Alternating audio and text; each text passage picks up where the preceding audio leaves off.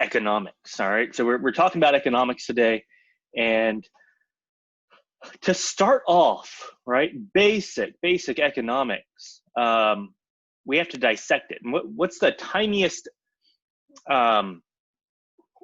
like, we're complex creatures, right? Our bodies are complex creatures.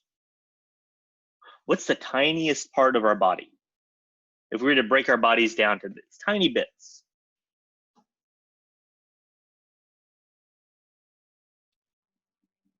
A cell? Okay, there's a cell, but even the cell can be broken down even further. And it goes further and further and further, and then it starts with an A. And it's 4 letters. Atom. Atom, right? Broken down all the way to those small atoms. So we're going to break the economy down to its basic principles before we start kind of exploring how the economy works. So let me do screen share. All right. And so y'all should have gotten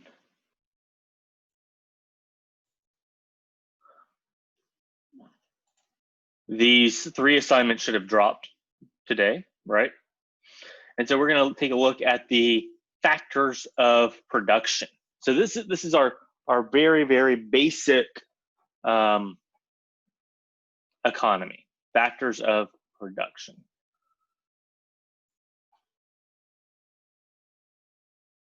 And let me move some stuff around. Okay. So there are 4 factors of production. The economy is made up of these 4, some type of combination of these 4 factors. We have land, capital, labor, and entrepreneurs. Okay. Entrepreneur, anyone know what country that word comes from? What language that looks like? Entrepreneur. Greek. I'm sorry? Greek. Not Greek. Think escargot. The Louvre. French. France. Yeah, entrepreneur. French word. But English, we've taken that French word and have used it here, right? So entrepreneurs, they're the people that own the business. They're the people that run the company, okay? The inventors are entrepreneurs. The managers are not, okay? So a manager of a company, they would fall under labor because they're hired, right? But Steve Jobs, who's Steve Jobs? Edie. Was he the co-founder of, he was the co-founder of Apple? Yes, yeah, he would be considered an entrepreneur. Who are some other entrepreneurs that you can think of?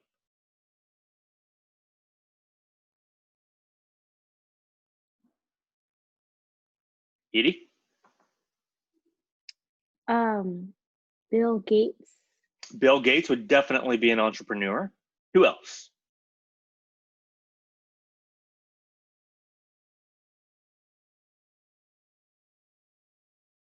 Who else? Who's going to the moon, or who's trying to go to the moon right now? Or to Mars? I think he has a plan to send people to Mars.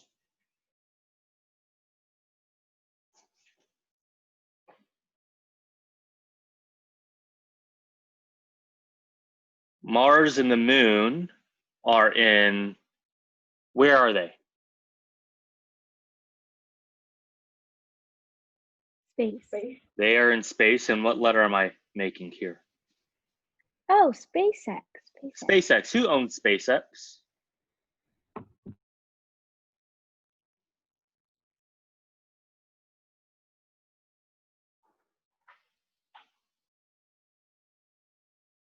Who owns SpaceX? Oh, I got a chat.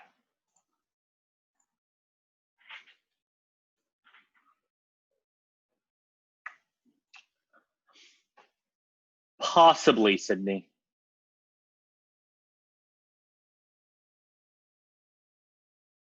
Okay, but let's answer the question of who owns SpaceX. Edie responded, Elon Musk. Elon Musk, he would be an entrepreneur. Okay, people that build, that come to the marketplace with their own product, they are the entrepreneur. Colt, what are you doing? Can y'all see? Oh, y'all can't see Colt. He's climbing on my bed over there. I don't know what he's doing. Okay. Okay, so those are the entrepreneurs. Labor, what am I?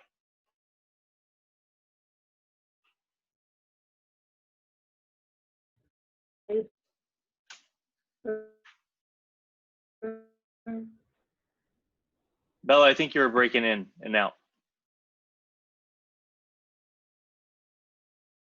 What's my job? You're a teacher? I'm a teacher, Christian. All right. So what would I be? What are teachers considered? What factors of production?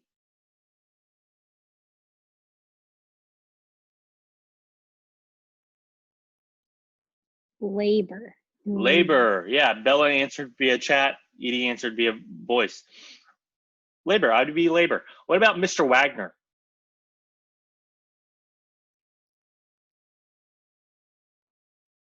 Denai, I saw your mouth, like you mouthed something, but I couldn't hear what you said.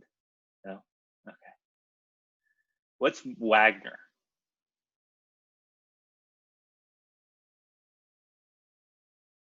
Wagner is also labor. Okay. Right, even head of, so he's head of school, but who employs Mr. Wagner?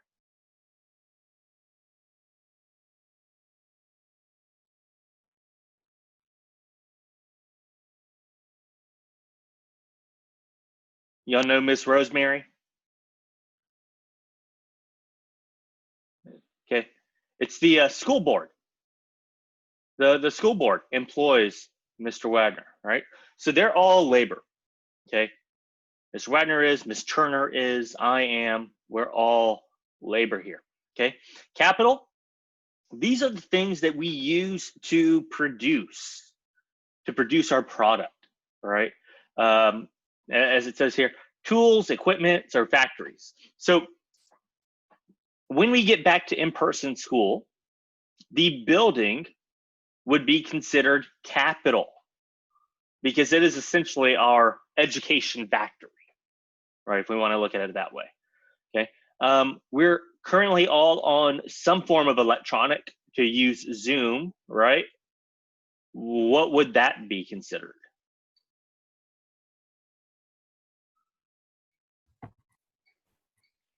Chromebooks. Capital, be considered capital. I think Sydney, you're trying to say that, right? Just nod your head yes or no. Okay, awesome. Right, our textbooks, capital, because they're tools. They're tools for education. Okay, and then we have land. Land does not just include the soil that's beneath our feet. Land includes all of the gifts of nature. Okay, if we were to run a solar power plant and have a solar farm with all these solar panels, sunlight would be our land. If we were to run a wind turbine plant with where we own the wind turbines and the wind is blowing and we're generating electricity, wind would be considered our land. If we owned a hydroelectric dam, what would be considered our land?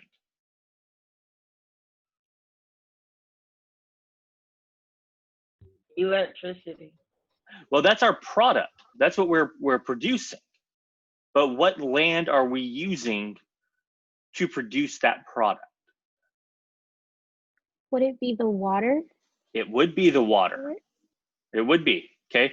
Land is any natural resource that is not created by us.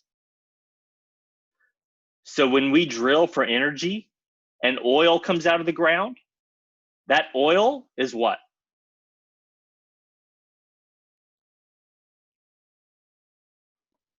Our land. It is land. It's really trippy to think about it like that, right? To think of oil being land, water being land, air and sunlight being land, but they're all gifts of nature, gifts of God, and not created by us. And so it is referred to as land. So the economy is essentially, you have different businesses, different people, different companies coming together and putting together land, capital, labor, and entrepreneurs, and they're putting it all together and creating a product or creating a service. Okay, so this is the building blocks of the economy. And when we look at how slavery spread in the South, in the southern states or southern colonies, we're going to see how the effects of new capital impacted the production of cotton and the need for more labor, more slaves. How many of y'all have heard of the cotton gin?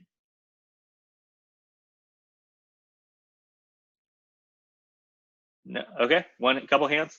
So the cotton gin, the gin was short for engine. And the cotton gin was essentially a tool that helped separate cotton a lot quicker. So now the southern plantations could separate this cotton a lot faster. And because they could do that, they needed more cotton to be planted, right? So they needed more land, which is why they kept on moving further and further west and kicking who off their land? Who did they kick off their land as they moved further west? Indians. Yeah, Native Americans, right? So they kept on moving further and further west, kicking Native Americans off their land. And at the same time, who were they enslaving more of?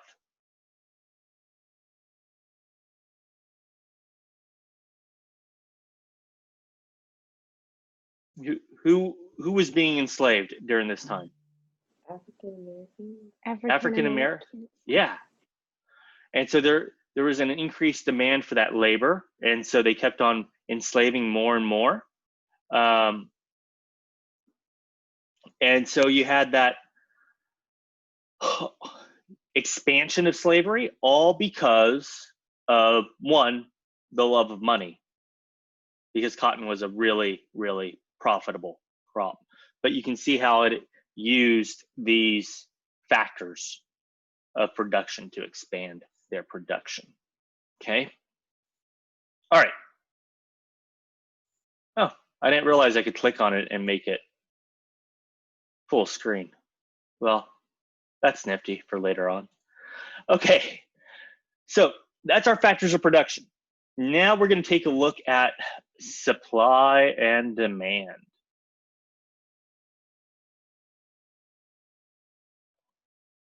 Because this determines what or how people want to produce and how people want to buy. So the real one, that the line here that should come really natural to y'all is this demand line. Okay. First, let's take a look at the axes first. The x-axis is quantity. Okay. So over here, we're not buying, or we're not producing, or we're not selling very much, right? So the quantity is really, really low over here. As we move to the right, our quantity, the amount, is getting higher and higher and higher, okay? And then over here is price. The y-axis is price. Down here in this corner, the price is really cheap. But as we increase, the price gets more and more expensive, okay?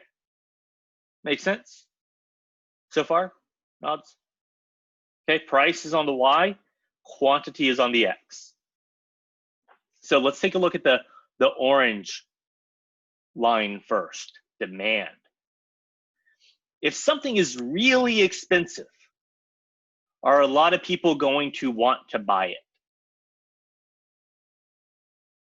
No. If something is really expensive, not a lot of people are going to want to buy it. Okay. If something is really cheap, are a lot of people going to want to buy it?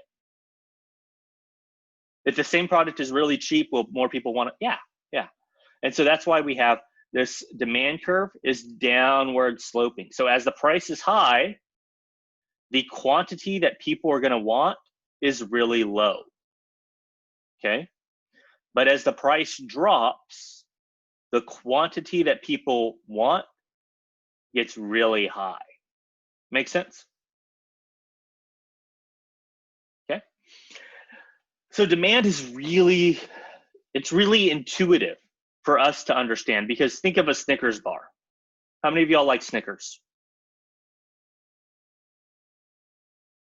Okay. How many of y'all have an allowance where you have where your parents give you money and it's your responsibility to use that money as you see fit?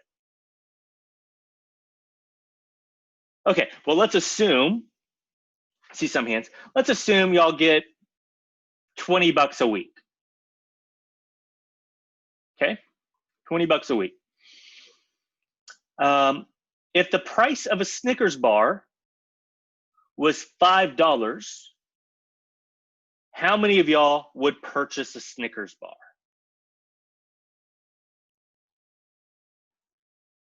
Raise your hand. If the price of a Snickers bar was $5 and you only got 20 bucks a week, how many of y'all would purchase a Snickers bar? Nobody. Okay, so let's see if I can pull up.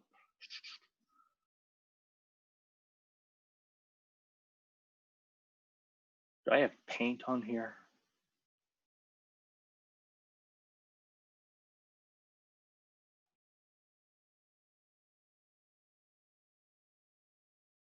Yeah. Okay, so price of a Snickers bar was $5. Y'all get $20 a week. Nobody would purchase that, right? So that would be the price is 20 up here, but no one's purchasing it, so there's zero. Okay, I'm sorry, not the price is 20. The price is $5 up here, but no one's purchasing it, so it's zero. What if the price of a Snickers bar was $3? You got $20 a week. Price of a Snickers bar is $3. How many of y'all would purchase one? Nobody. Okay, so we're still at quantity zero. What if the price was $1.50? Price of a Snickers bar is $1.50. How many of y'all would purchase one?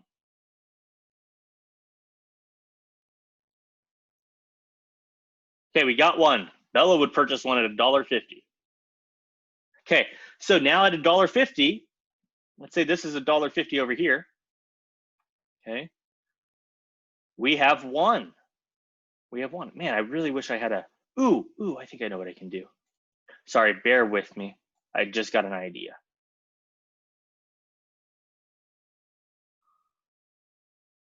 I realize I can draw in OneNote.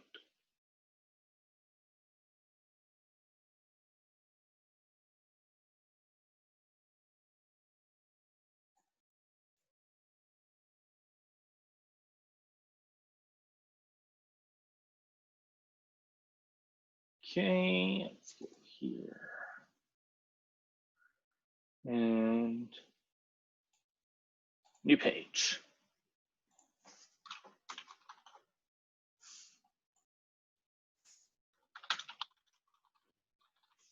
Okay.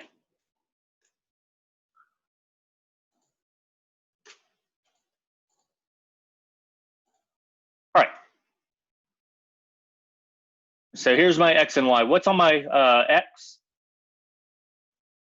Quantity. Quantity. I'm just going to go Q. Okay. And what's on my Y? Price. Price. Okay. All right. So I had $5 here, right? And nobody, that's an S. That looks like an S. But nobody wanted to pay $5, right? For a Snickers bar. So that was 0. Then I went down to 3. Did anybody want to buy at 3? No, 0. Then I went down to 150, and I got one, right? Bella, you wanted to buy a Snickers at 150, yes? Okay, anybody else? Mr. Greer. Yes. Sorry I'm late. I overslept. It's all right, Christian. Right, we're going over supply and demand right now. So you have $20 allowance, and if a Snickers bar costs $1.50, would you buy it? No, I would buy one for 50 cents. Okay, hey, I'm getting there. All right, so we have one person buying one at $1.50. Okay, so here's our 1, and there's our data point. Okay, now what if it was at $1? How many of y'all would buy a Snickers bar at $1? I might. I'm not. Raise your hands. You would buy a Snickers bar at $1.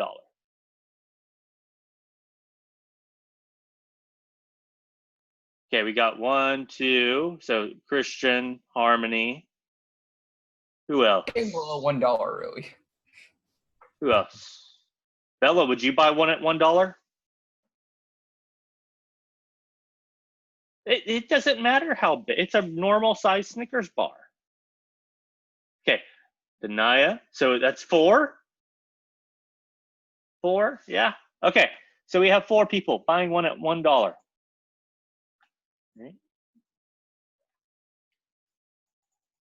Okay, what if it was 50 cents? Raise your hand if you would buy a Snickers bar at 50 cents. Okay, 1, 2, 3, 4, 5, 6. So we have 6. How many of y'all would buy more than one Snickers bar at 50 cents? Me. Okay, I'm gonna go through, I'm gonna go call y'all out and y'all tell me how many y'all are gonna buy. Ashley, 50 cents, how many would you buy? 6. 6? Yes, 6. Okay, so we've got 6. Kaylee, how many would you buy? 50 cent. Probably like 2. 2. Okay, so we're at 8. Bella, how many would you buy? 2. Okay, 10. Edie, how many would you buy? I also think 2, even though I'm allergic, I'll still get 2. Okay, you give them away, right? Yeah. Okay, so we're at we had 6, 2, 2, 2. So we're at 12. Christian Hodges, how many would you buy? 1. 1, 13. Harmony, how many would you buy?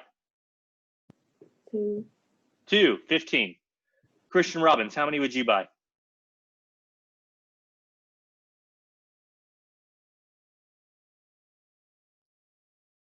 40. Christian, be serious. How many would you buy? You'd spend all of your $20 on Snickers bars. Yep. Why wouldn't you buy it for $1? If you're willing to spend, I'm smart. but you were willing to spend, you're willing to spend $20 right now.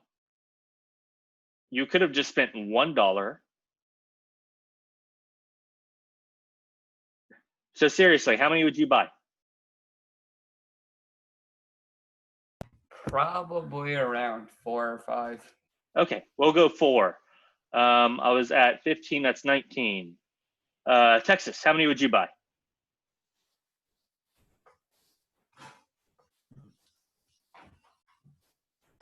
2. 2. 21. Okay. Denaya, how many would you buy? 3. 3. 24. Sydney, how many would you buy? 4. 4? You said 4? Sorry, not 4. 3. Sorry. 3. Okay, so that's 27, right? And Timmy, how many would you buy? 2. 2. 29. Okay, so at 50 cents, we came all the way down here to 29 at 50 cents. What slope? Does that look like the demand curve that we looked at earlier? Does it have the same direction? Yeah, it has the same direction. It's downward sloping. Because as the price drops, people want more or less?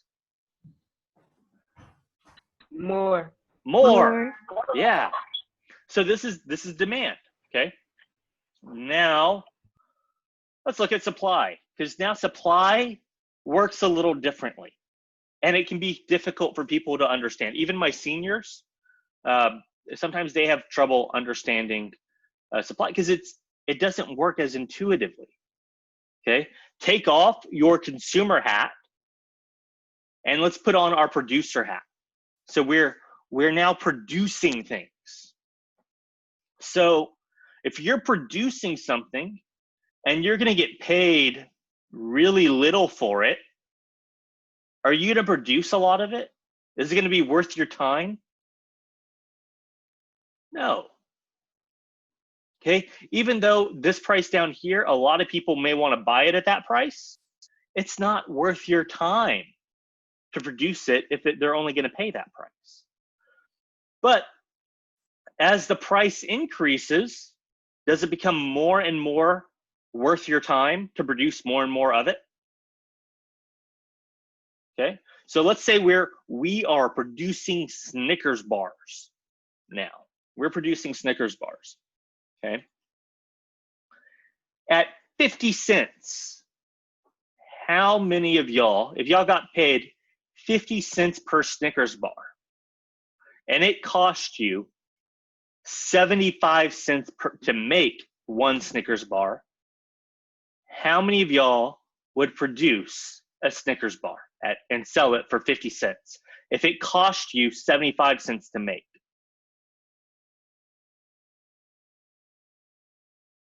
Anybody? Why?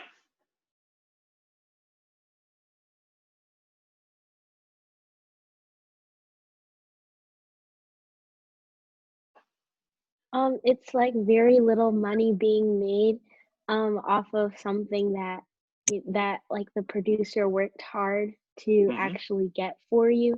And if people are only going to buy it at that price, then it doesn't really make sense to keep making them because you're not really being paid that much for it. And you're losing money, right? Yeah. Okay, you're losing money. So what if it was $1? Okay, $1, and it cost you 75 cents to make, but as you made more, the price that it costs you to make goes up. Okay, so the more you make, the more it's going to cost you to make. How many of y'all would produce one for $1? Would produce a Snickers bar for $1? Okay, we got 1, 2. Okay, it's kind of hard to visualize because you don't know how much it's costing you per Snickers bar to make. But the whole concept here, let's say it was $5, that people would pay $5 for a Snickers bar, and it started off costing you 75 cents to make. Would you produce a lot more if you could get paid $5? Yes? Yeah? Right? So this curve is upward sloping because at $5, we're willing to produce like 30 Snickers bars, because the more we produce, the more we sell at $5. Okay, so on supply and demand, on the supply side, the higher the price of something, the more you want to produce. So going back to slavery, what was one of the big cash crops in the South? Cotton. Cotton. Cotton was a huge cash crop in the South. What do you think Southern plantation owners would do?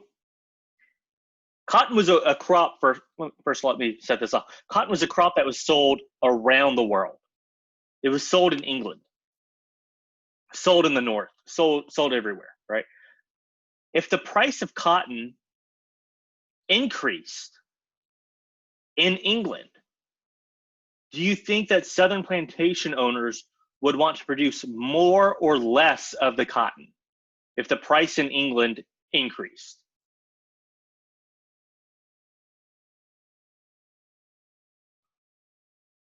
Got a written answer from Bella. It's correct. What else do y'all think? People produced more cotton or if the price increased in England, what do you think Southern plantation owners wanted to do? Produce more or less? More. More.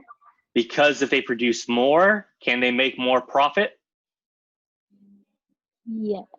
Yeah. There's one primary source I was the 1619 project was talking about, and I'm going to see if I can find this primary source for us to look at. But it essentially said that as the price of cotton increased in Manchester, in England, the slaves felt every increase on their backs in the South. So as the price of cotton increased in England, the enslaved people in the South were forced to work harder to produce more. And so this is how economics really impacted U.S. history on that. Okay. All right. So where the final thing on supply and demand, where supply and demand meet, that's where the market says this is the price that we're willing to pay. Okay. So this is equilibrium. In physics, have y'all talked about, or IPC, have y'all talked about equilibrium yet?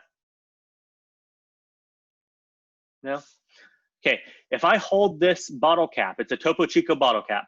If I hold it in my hand, is it at equilibrium right now? Is it moving? If I let go, is it at equilibrium as it falls? Stop.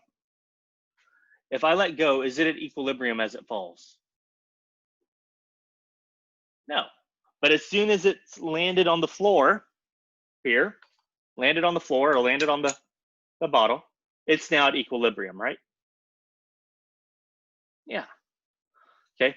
Supply and demand work the same way. When they equal each other, they're at equilibrium. They're settled. Okay. All right. So, there was one more thing I wanted to hit on. Let me pull up this. Okay. It's in the United States, we practice a free enterprise economy, a capitalist economic system. And part of this comes from Adam Smith. He was an economist in England who wrote his book, The Wealth of Nations, in 1776. It's an important year for us. Okay, but this free enterprise system has, I want to hit on these 5 characteristics. Okay, private property, which means you are able to own things. So you own the factors of production, you own your labor, and can do what you want with it. Choice, okay, you have choice in how you spend your property. A voluntary exchange. If Christian Hodges is producing something and Harmony wants to buy what he's producing, y'all will get together and y'all will agree on a price in which Christian is happy to sell and Harmony is happy to buy. That would be a voluntary exchange.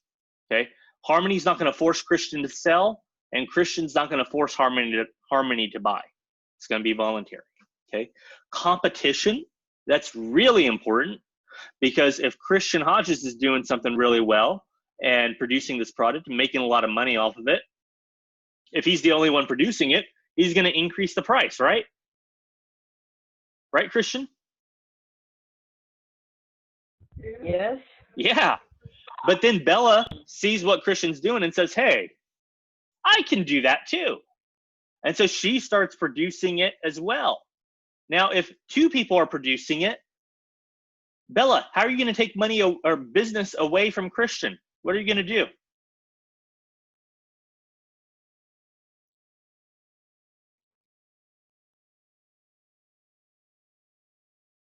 You're going to lower the price. She answered via chat, right? She'll lower the price. And Christian, what will that force you to do? Increase the price. Well, if you increase the price and she lowers the price, who is Harmony going to buy from? Hello. Yeah, you're going to lower the price too, right?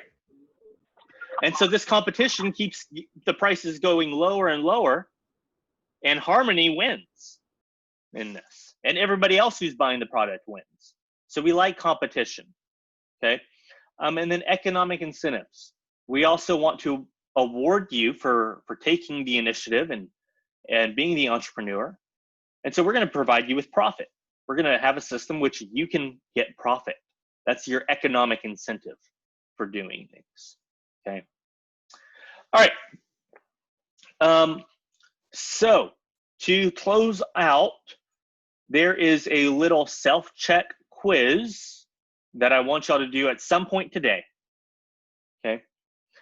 It dropped on Google Classroom. And so what you're going to do is, it's our exit ticket. I called it our exit ticket. Read these instructions. So what you're going to do is you're going to click here. It's going to take you to the self-check quiz. You'll come in and you'll answer it all. And I'm not answering. You're going to do check answers.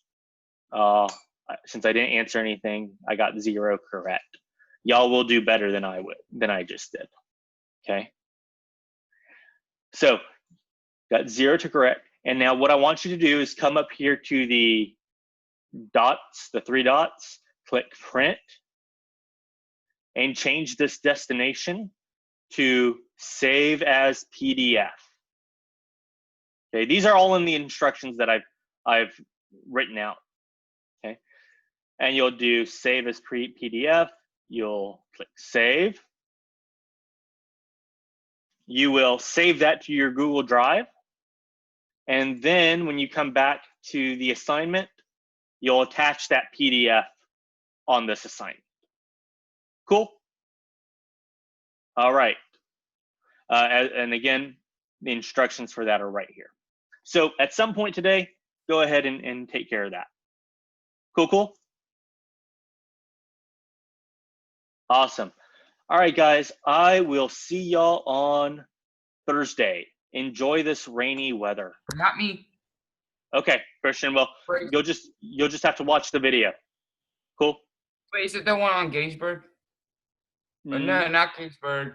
One Owens. No, I mean, you'll have to watch the recording.